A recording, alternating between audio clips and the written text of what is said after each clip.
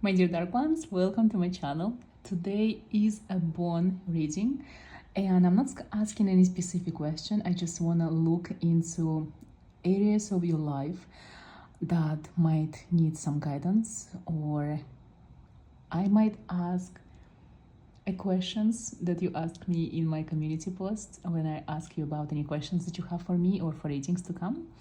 So let's start. I'm using tarot cards as a cover, right? So the placement of the bones will give me idea of what to tell you, and it's just like to make it easier for me and simpler because it's a collective reading. So I'm kind of gathering the energy of everyone who is watching, and tarot is the best tool because you watch my tarot cards all the time, so your energy is already there. So I'm gonna just gonna drop the bones and see what's happening. Interesting. So the bones that don't have any writings on them, I remove them because it means there is nothing that needs to be said. This one as well. For me, this is the upside down bone. This one as well. So I see two of them that are trying to communicate with me. This one, the first one. So interestingly enough, if you notice, this one goes through the death card, through the mage, into the Empress card. Three major arcana, all connected to supernatural, to death, to transformation, to darkness, and to invocation of some sort. That's what I get, that's what I feel. This one goes into the star card just a little bit. So I sense it's like a journey, right? So you've been going through some kind of difficult time in your life that pushed you to transform, to rethink, and to get new ideas about the same things.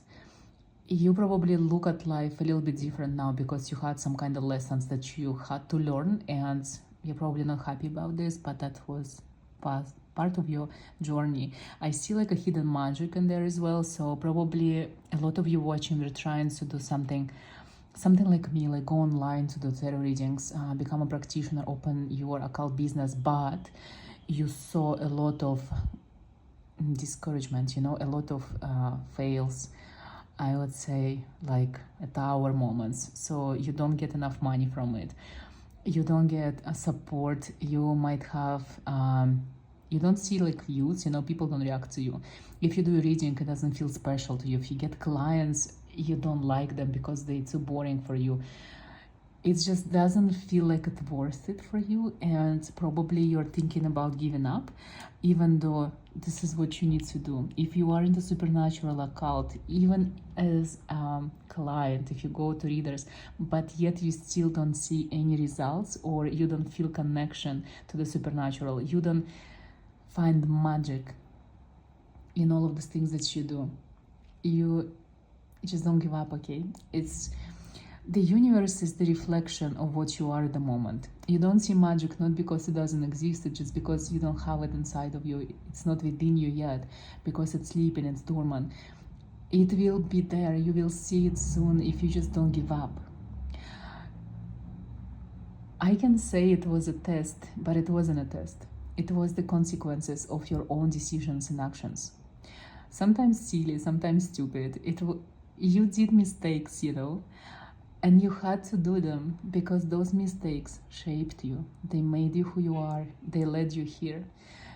Sometimes there is a wide open road in front of us, and yet we turn to the side road. And it's difficult, it's not paved, it has a lot of rocks. It can hurt you, it can damage you.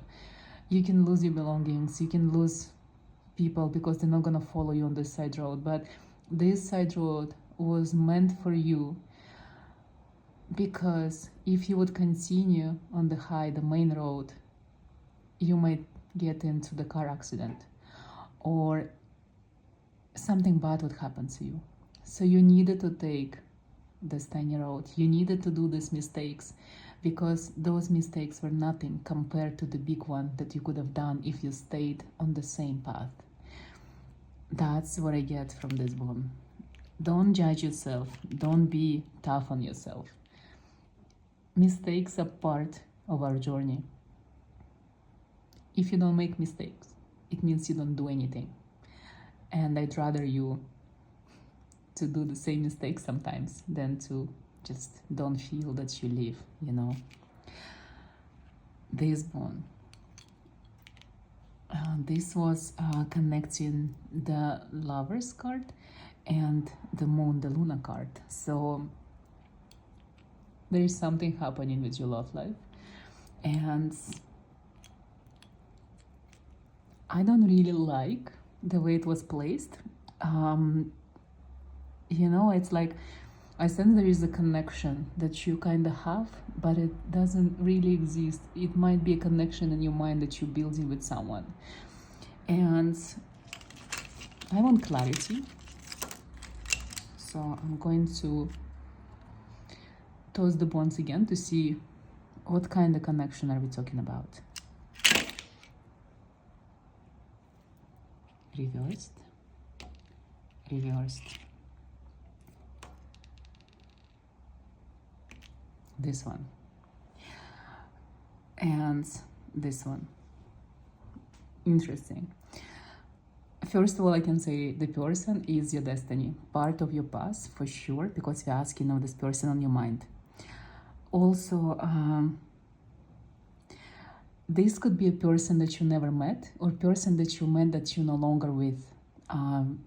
Somehow you got lost on this path of your life journey, and it's still in your mind. This person is still in your heart. You still probably want them to be with you, but if you lost connection, let them go. I mean physical connection. If you're physically not present in the same city, the same, you know, house, the same school, let them go, because it's just part of your path, part of your road. You know, sometimes when you travel, you meet people that stay with you for the duration of your travel, and then you go different ways, and sometimes you don't even feel like to connecting with them. So it was beautiful, it happened.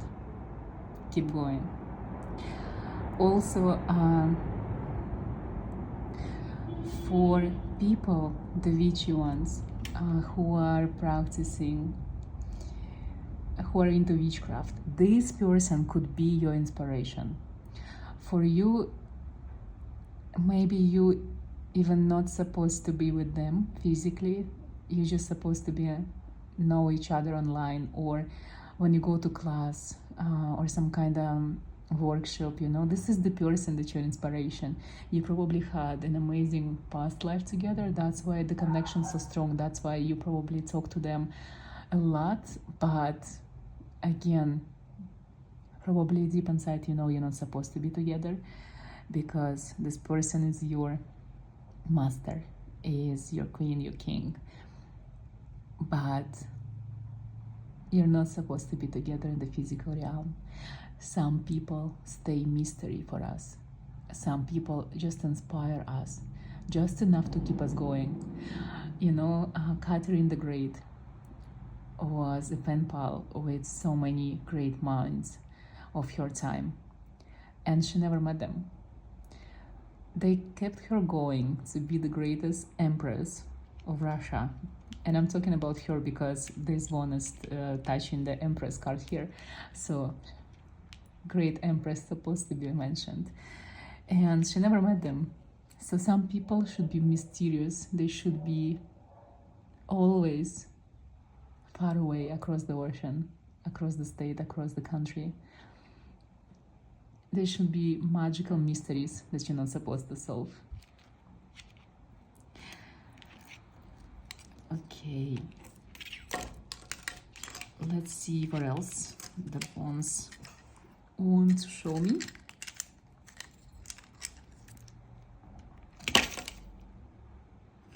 Okay, only two went. Interesting. This one. from the death card going into the moon card. I feel it's very specific. If you've been scared of death before, it is because you can see behind the veil. So your fear is real because it is scary when you can go into other realm, or when you can actually see people who passed away, especially your family members, if you can sense them. It is beautiful, but it's scary in the beginning. It gets better the more you talk to them, the more you practice, but you might get scared. You have a lot of fears in your mind, in the back of your mind, that are stopping you, and some of them are very realistic and some of them might happen, but some of them you just imagine because, again, you are very emotional and you feel the energies of people who passed away. You might be ending up living next to the cemetery all the time, or on a sacred ground, on ritual grounds. There is always spirits, entities passing by your place wherever you go. So even if you go to school, to work, you might be always connected to this supernatural dark realm of entities. And this bone touching the mage, right? So this bone talks about your inner magic, your abilities that you can turn into your plus, not into your weakness. It could be your strength. Use it. That's what I get from this bond, that you have to use it to your advantage. You have to manifest the things you desire by using this darkness connection to the spirit, and being able to receive the signs from beyond, which is the biggest gift anyone can possess. So use it wisely. I feel like one of my candles stopped. It's like a sign for me to stop as well. Thank you so much for watching, and let me know what is your favorite type of divination and what you want to try yourself that you never tried before.